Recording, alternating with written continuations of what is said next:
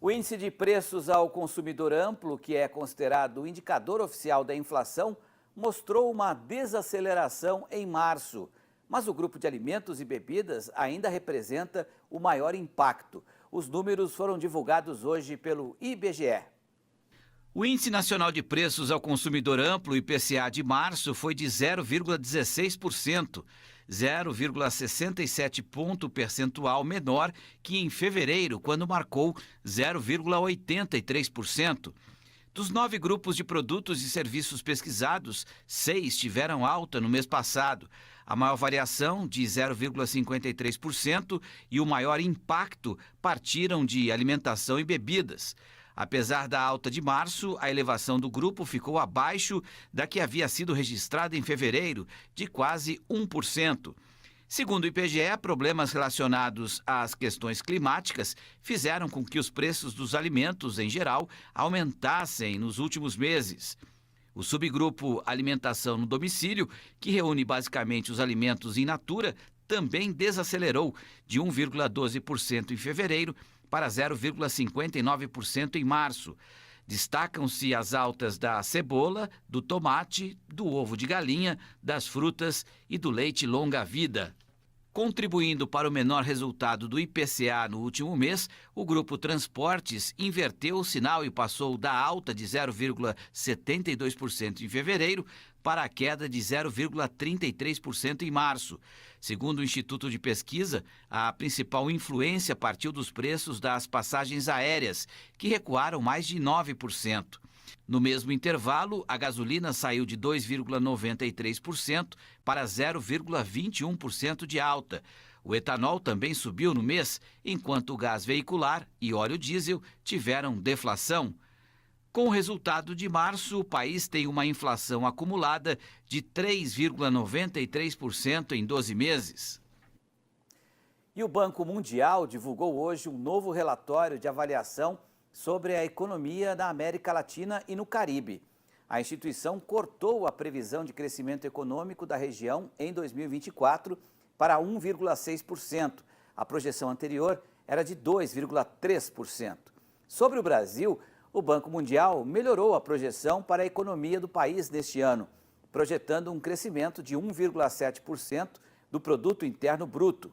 Para os próximos anos, projeta uma alta de 2,2% em 2025 e 2% em 2026. Pois é, no Brasil, como acabamos de mostrar, a inflação veio abaixo da expectativa. Já nos Estados Unidos, a inflação superou as projeções dos analistas e isso acabou mexendo com o mercado financeiro hoje.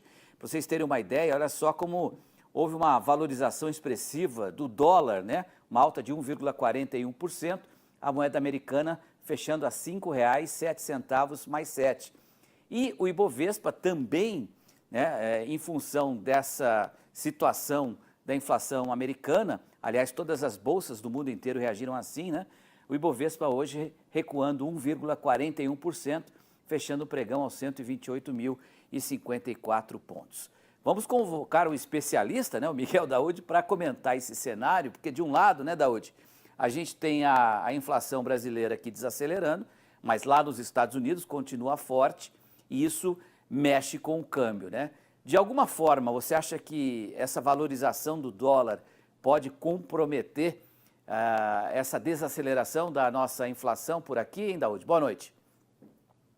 Boa noite, Petri. Boa noite a todos. Bom, Petri, sim, né? Com o tempo, caso o dólar permaneça nesse patamar, evidentemente que isso vai acabar impactando, porque quanto mais a nossa moeda está desvalorizada, evidentemente que os que nós importamos, né, hoje grande parte da composição, né, dos produtos que consumimos tem dólar embutido. Então, evidente que isso vai acabar causando o processo inflacionário. Mas eu acho que é importante, Petri, eu vou voltar à questão dos Estados Unidos, que eu acho que é importante para o produtor rural.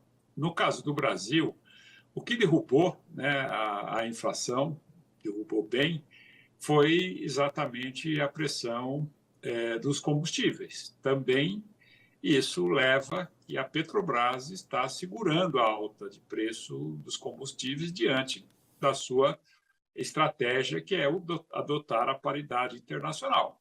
Vai chegar uma hora que, se o real fica desvalorizado, porque os Estados Unidos não vão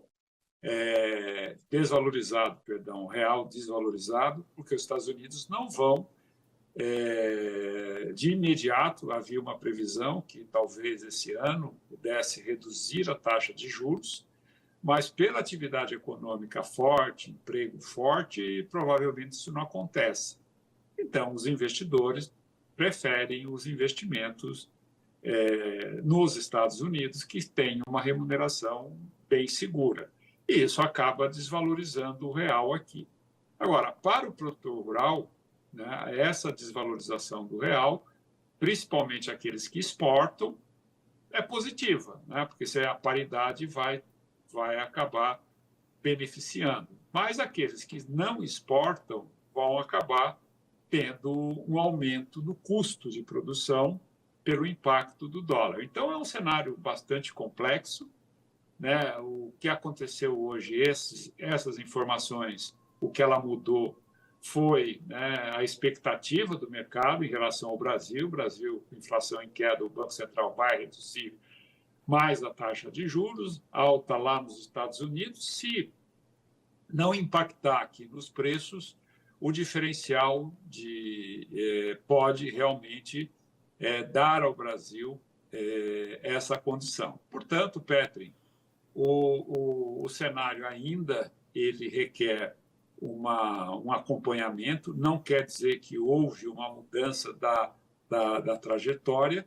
O importante é que lá fora o mercado não está precificando um desastre na economia, o que é muito importante.